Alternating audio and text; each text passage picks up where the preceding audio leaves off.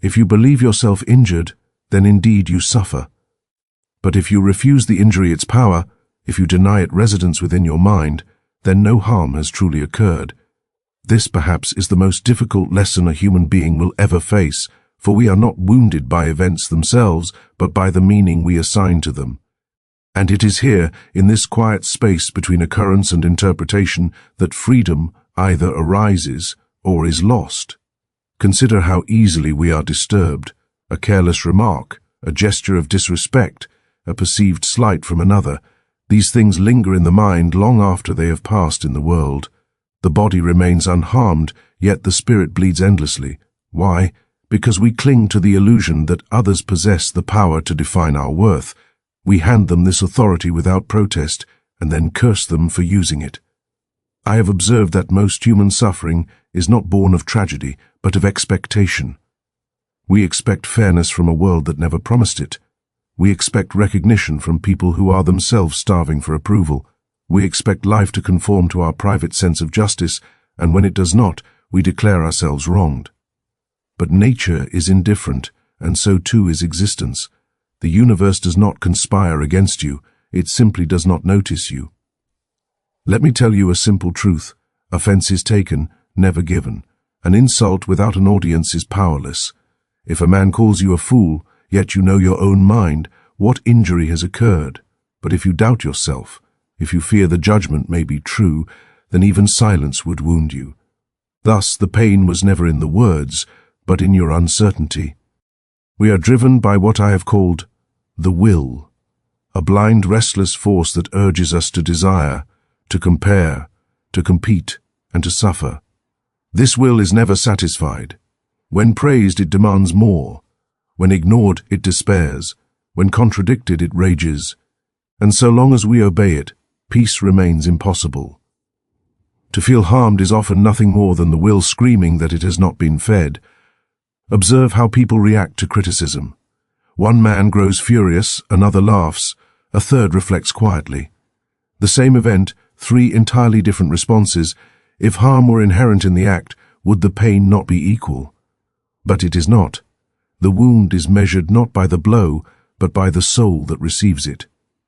Strength, therefore, is not loud defiance. It is inner independence.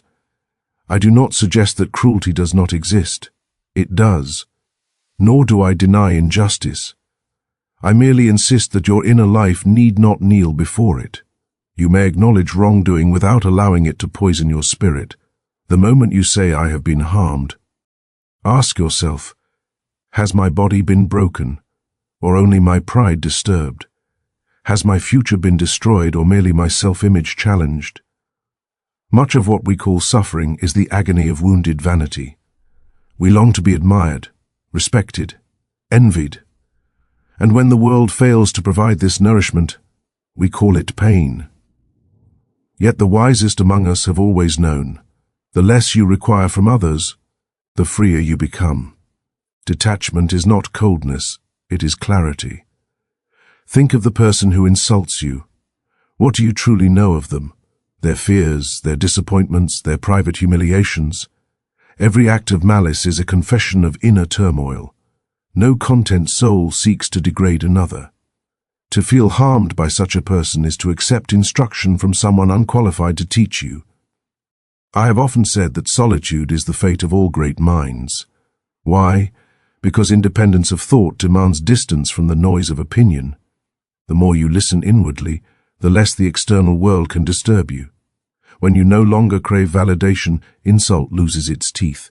When you no longer chase approval, rejection becomes irrelevant. Life, at its core, is suffering, not because it is cruel, but because desire is endless. Yet there is relief available to those who understand this. By lowering expectation, by observing rather than reacting, by withdrawing emotional investment from trivial judgments, one can reduce suffering dramatically. Peace is not found by changing the world, but by understanding it. So when next you feel wronged, pause. Do not ask, why did they do this to me? Ask instead, why have I allowed this to enter me? You will discover that most pain dissolves under honest examination. What remains may instruct you, but it need not enslave you. To live without feeling harmed is not to live without feeling. It is to feel deeply without being possessed. It is to recognize that dignity is self-bestowed, that meaning is self-created, and that no one can diminish you without your consent. And so I leave you with this thought: the world will continue as it always has, unjust, indifferent, chaotic. You may curse it, or you may understand it. You may suffer endlessly, or you may withdraw your needless wounds.